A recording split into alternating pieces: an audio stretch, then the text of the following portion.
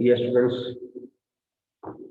कल और परसों 2 दिन में हमने balance sheet of a company as per companies act हमने वो कर लिया था। एक दिन हमने इक्विटीज एंड लायबिलिटीज साइड किया, सेकेंड डे कल हमने asset side of balance sheet की। This is the format of balance sheet as per companies act 2013। ऐसे ही it is prepared as per part dash of schedule dash of Companies Act. Some part is there of some schedule of Indian Companies Act. Who will do this? चाहत sir part करोगे तो मैं पूछ पाऊंगा, मैं time waste नहीं करूंगा इस पर। चाहत sir part 1 of schedule 3। Yes, it is part 1 of Schedule 3 of Companies Act 2013. Part 1, Schedule 3 of Companies Act 2013। 1 marker बन जाता है ये भी। इट इज आल्सो 1 मार्कर, है ना। एक्ट कौन सा है, पार्ट कौन सा है और शेड्यूल कौन सा है।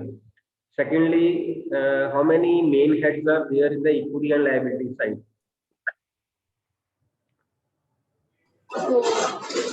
हैंड रेज करने हैं आपने और साथ में अनम्यूट करना है साइमल्टेनियसली, तभी पूछ पाऊंगा मैं। Aditi, name them.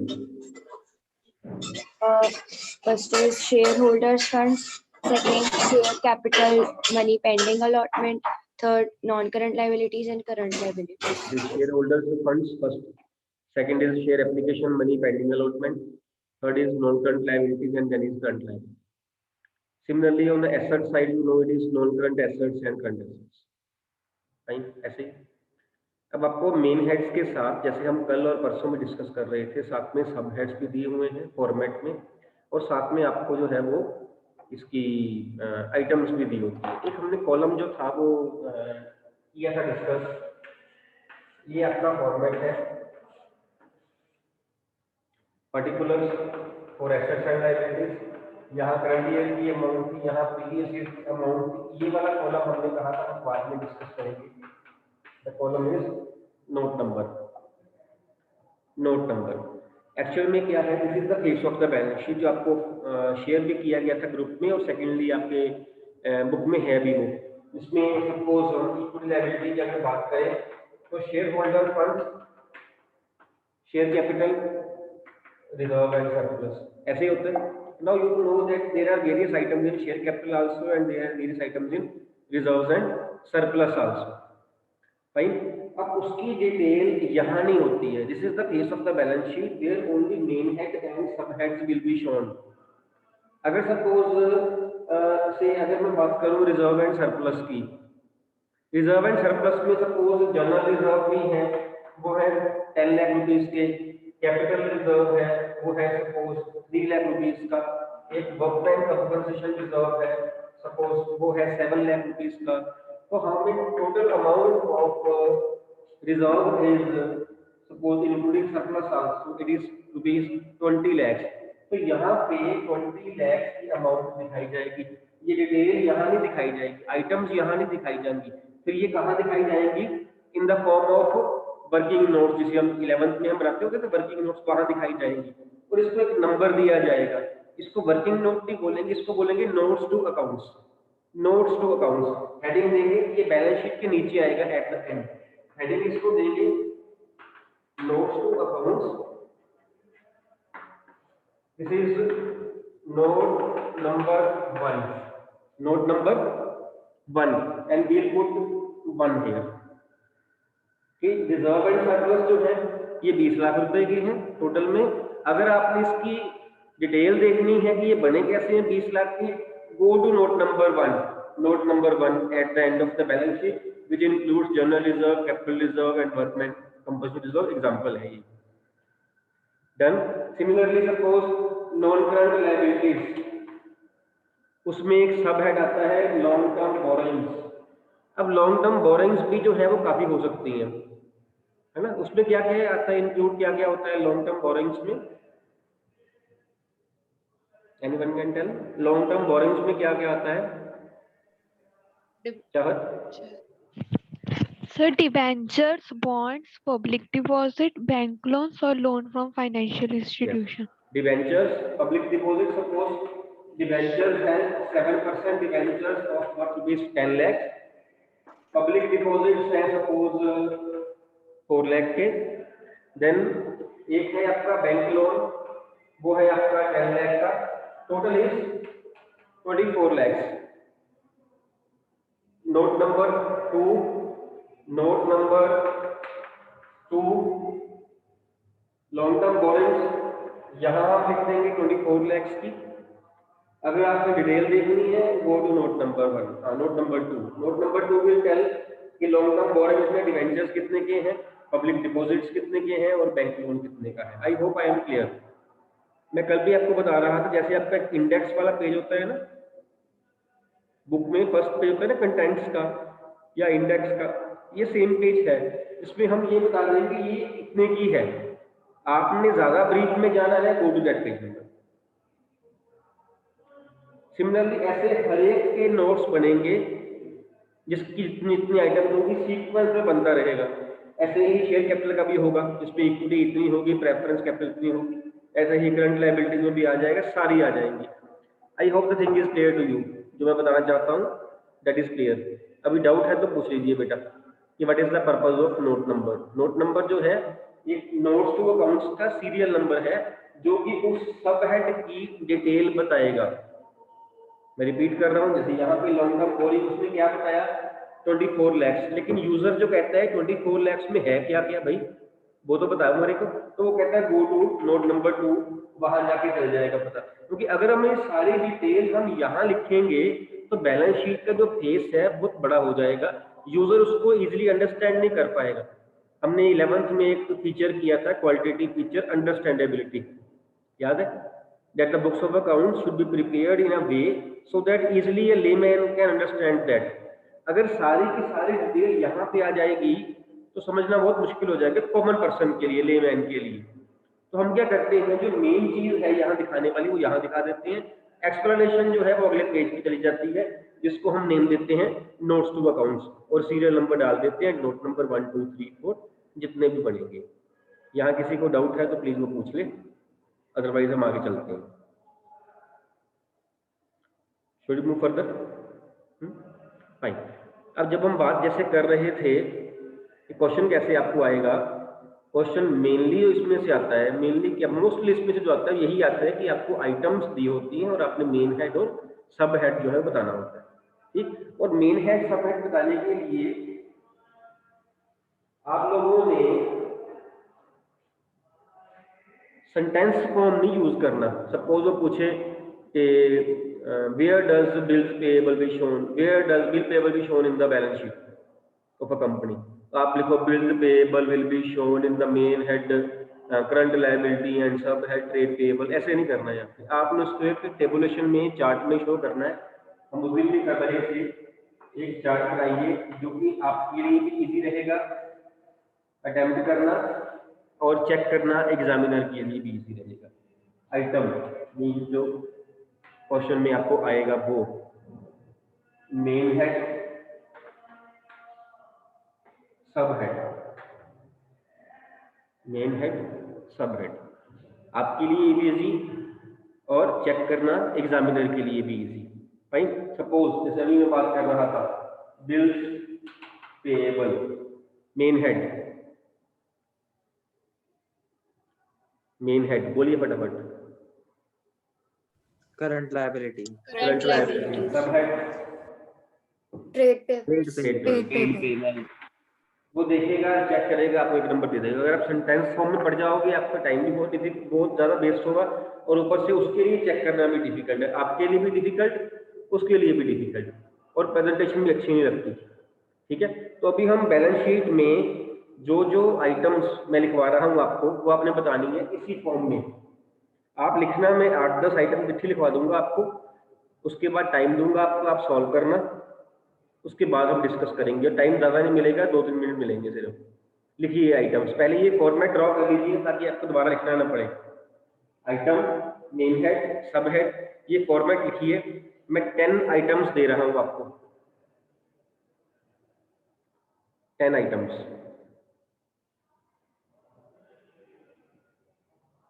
Format draw कर लीजिए आइटम, मेन हेड और सब हेड का।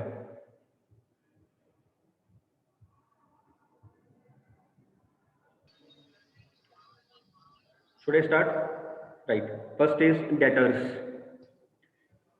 Debtors. Then cash in hand.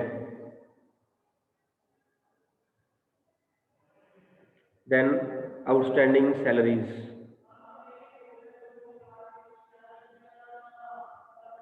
Then creditors.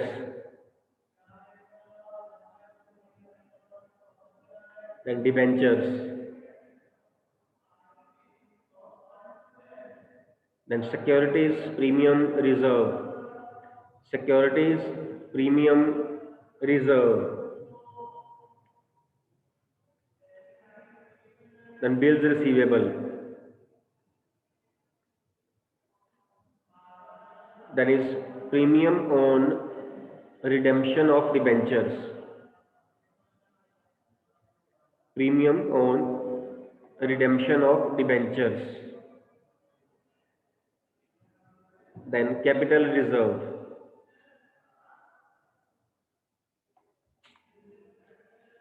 And then public deposits.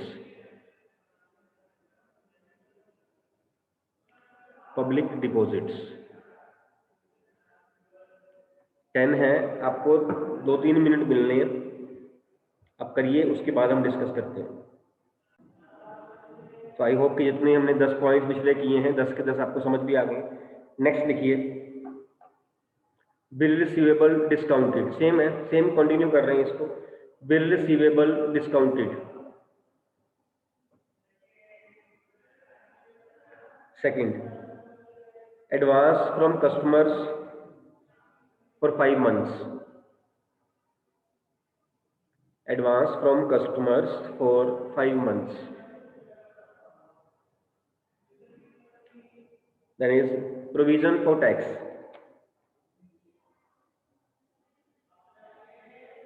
Next is cash at bank.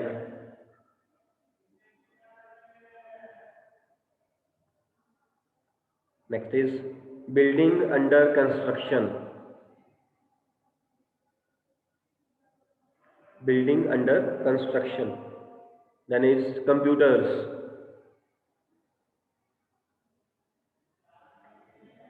Then brand.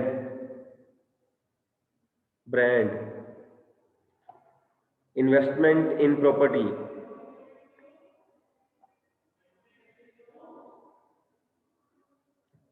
Then livestock.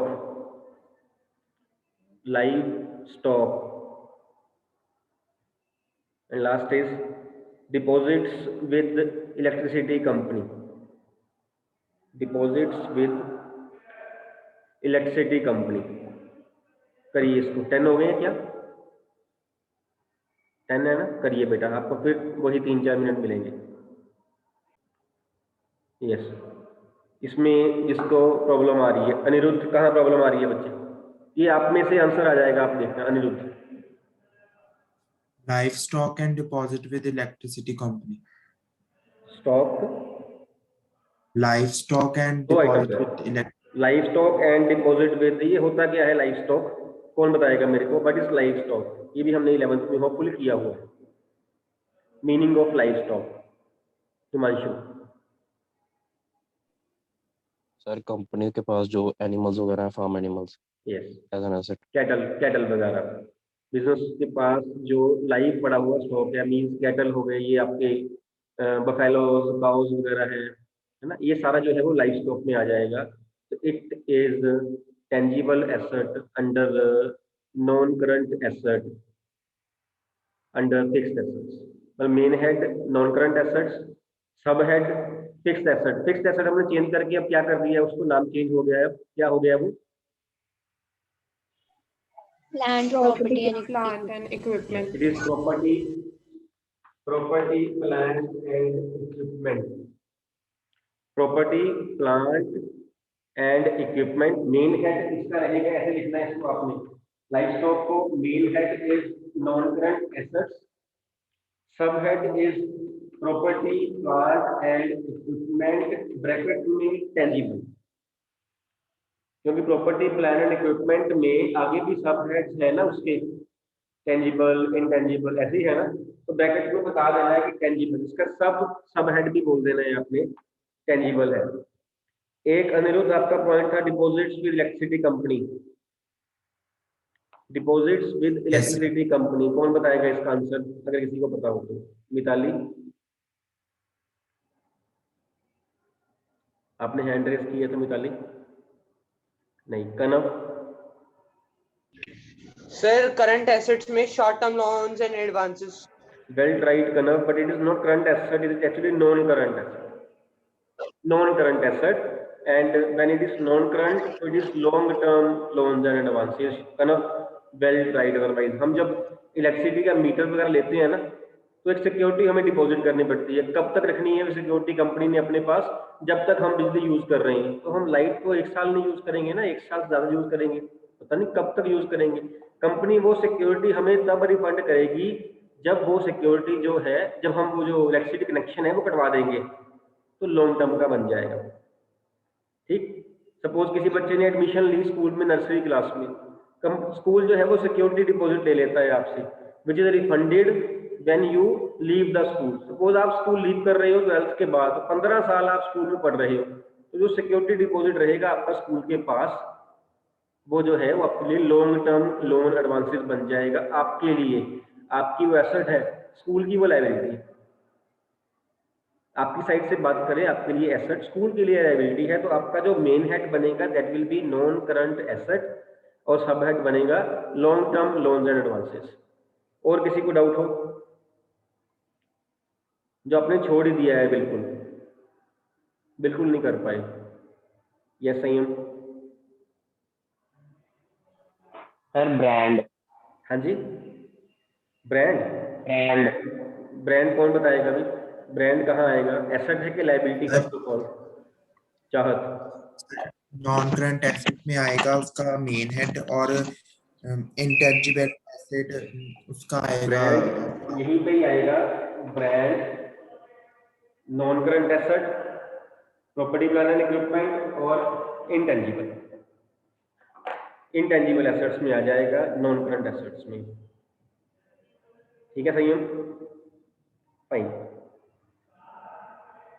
First is bill receivable discounted, ये कहाँ आएगा? Discounted BR. Yes कनव again. Sir current assets में cash and cash equivalents. नहीं बेटा नहीं, आपने देखा नहीं ध्यान से, this is not B R, first of all it is B R discounted. ये हमने कल भी इसकी एग्जांपल ली थी, बी आर डिस्काउंटेड। ड्रॉई वाला केस मैंने कल याद करवाया था। Aniruddh, main head contingent liability and commitment, sub head contingent liability। yes it is contingent liabilities and commitments, main head and sub head is contingent liabilities। ये मैंने कल लिखवाया भी था आपको। इन केस में अब रिपीट कर रहा हूँ आपके लिए कहना, in case suppose A is drawer and B is drawee. Bill किसके पास है? ड्रॉअर के पास। ड्रॉअर के पैसे आज ही चाहिए, तो वो क्या करेगा? वो बैंक के पास जाएगा और बैंक से जो बिल है, वो जो बैंक से बिल है उसको डिस्काउंट करवा लेगा। ड्यू डेट पे पेमेंट किसने करनी है? बी ने, ड्रॉई ने। किसको करनी है? बैंक को। ड्यू डेट पे पेमेंट ऐसे होगी, इन केस जो ड्रॉई है he fails to meet the bill, bill नहीं पे कर पाता है, रिस्पॉन्सिबिलिटी किसकी है? ए की। बैंक को कौन पे करेगा? ए पे करेगा। अदरवाइज बी पे करेगा। अगर बी ने नहीं पे किए तो बैंक के तो पैसे हरे हैं, बैंक ने ले लेने हैं, बैंक ए से ले लेगा। हम एंट्री पास करते हैं ना drawee account debit to bank, हमने कल भी किया। ड्रॉअर अकाउंट में से पैसे, बैलेंस में से पैसे बैंक काट लेता है, तो जो ड्रॉअर है उसकी रिस्पॉन्सिबिलिटी डिस्काउंटेड बीआर की उस केस में अराइज होती है जिस केस में ड्रॉई पैसे ना पे करे। अगर ड्रॉई ने पैसे पे कर दिए बी ने, तो फिर ए नहीं पैसे पे करेगा बैंक को, क्योंकि बैंक को पैसे मिल गए। अगर बी ने पैसे नहीं बैंक को पे किए ड्यू डेट पे, तो ए देगा फिर। तो ए की जो लायबिलिटी है that is contingent liability that depends upon the occurrence of that event की वेदर बी ड्रॉई जो है ही पेज द बिल और नॉट। अगर वो नहीं पे करता है तो ए जो है वो पे करेगा। Main head will be contingent liabilities and commitments and subhead will be contingent liabilities and is shown there where it is shown.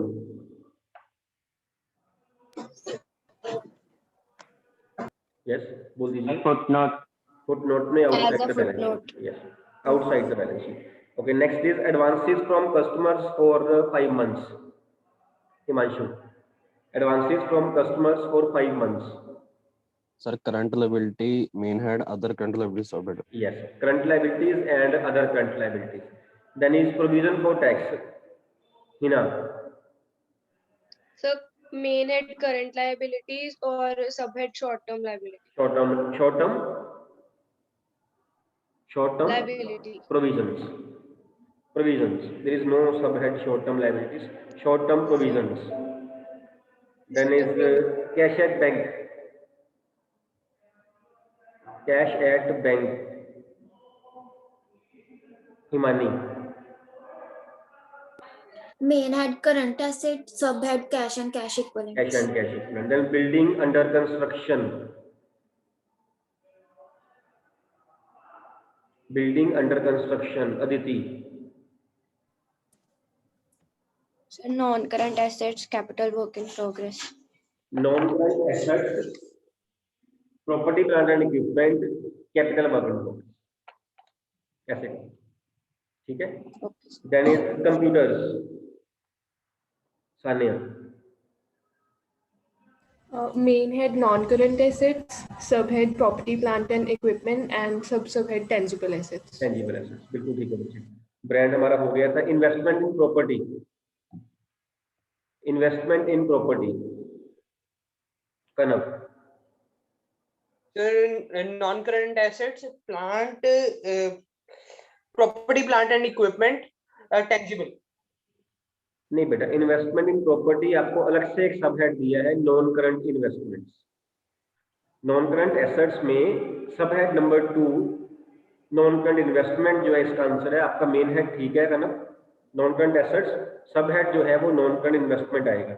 Then उसके बाद था लाइव स्टॉक, वो हम डिस्कस कर चुके हैं। Then deposits with electricity company, ये भी हम डिस्कस कर चुके हैं। ठीक है, कोई डाउट है तो पूछ लीजिए बच्चे, डाउट है तो पूछ लीजिए। अनिरुद्ध, यस अनिरुद्ध, डाउट है आपको? Kavya? Sir, advance from customer for 5 months नहीं समझ आया। एडवांस फ्रॉम कस्टमर्स हमने लिया है, एडवांस तो हमारी लायबिलिटी बन जाएगी। अब 5 मंथ्स के लिए है तो करंट लायबिलिटी बन जाएगी। करंट लायबिलिटी में अदर करंट लायबिलिटी, पैसा लिया हुआ है ना हमने, तो लायबिलिटी है हमारी 5 मंथ्स के लिए है तो करंट है।